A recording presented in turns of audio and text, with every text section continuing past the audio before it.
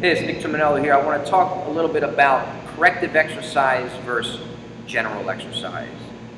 Now, I often get asked by trainers, what do you think of corrective exercise? And I go, well, I don't know what to think, because corrective exercise is like saying alternative medicine. There's so many different things that go on, so many different methods and practices that call themselves corrective exercise, and they compete with one another.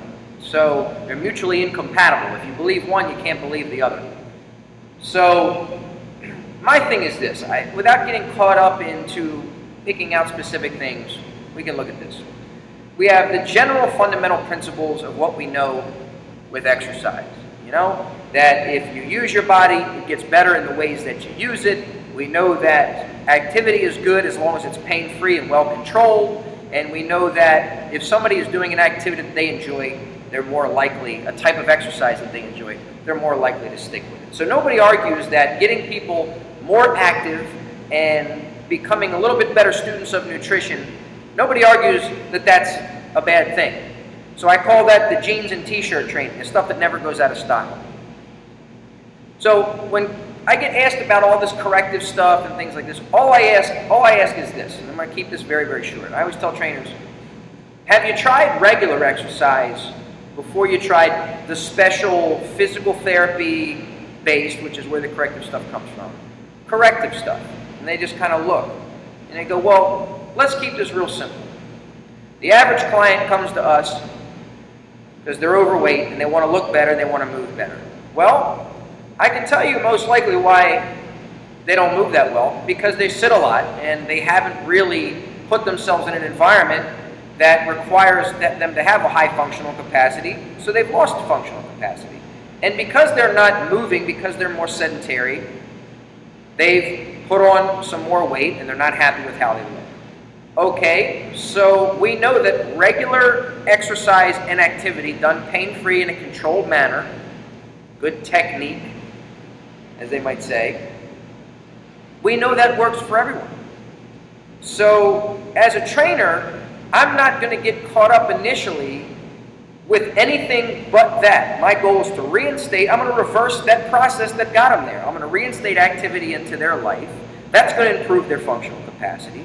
And by reinstating activity, it's also going to help them get their weight down, because they're burning more calories and building more muscle. And as they see their functional capacity increase and their body look better, they're going to be more interested in doing things on the outside that are going to help the results they get here in training, which is going to make them more interested in becoming a student of nutrition, and we start this positive cycle happening.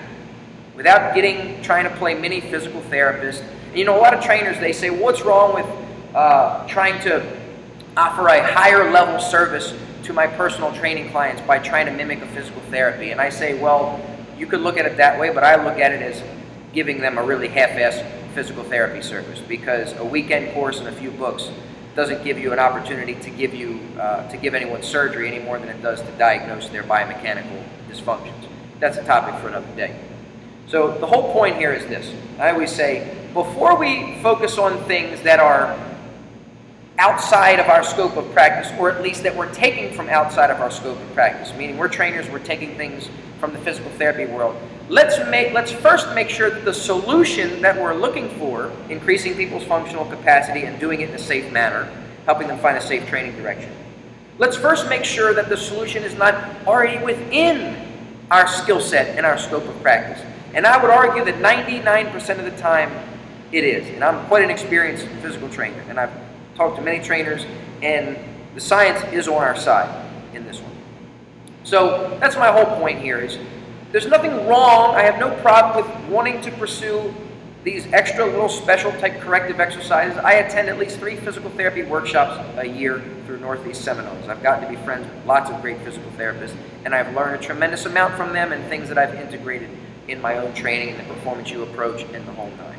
So I'm not saying don't do anything. I'm not dinging anybody or insulting anybody for choosing to do certain types of training. All I'm saying is that our approach and the way I look at things and the advice that I provide is simply this. Before you try the special, small, PT-ish stuff, try the generalized exercises in a pain-free, controlled manner, and see where that gets you. And I don't mean 4 weeks, I mean like 12 weeks, 16 weeks. You got to get people moving. And whatever doesn't get taken care of through the general principles of fitness training, over or progression, overload, pain-free, all the things I've already hammered home 3 and 4 times already in this video.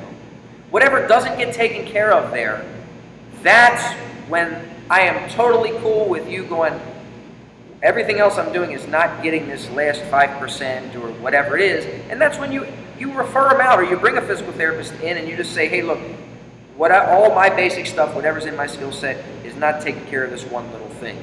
And that's where you let someone else's skill set take over. That's why physical therapists are great at what they do, and that's why that process was developed in the first place.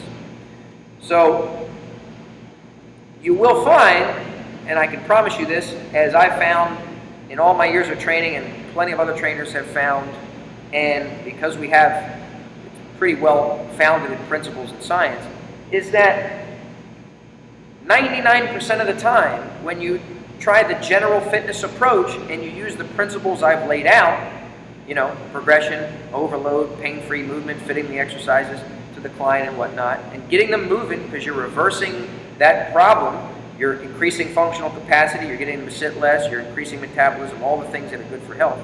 You'll find that when you do the general exercise approach without the sexy, fancy stuff that really is fun on our ego, it makes us feel very smart as trainers, you'll find that it takes care of 99% of the problems that you see that you wanted to take care of in the initial assessment anyway.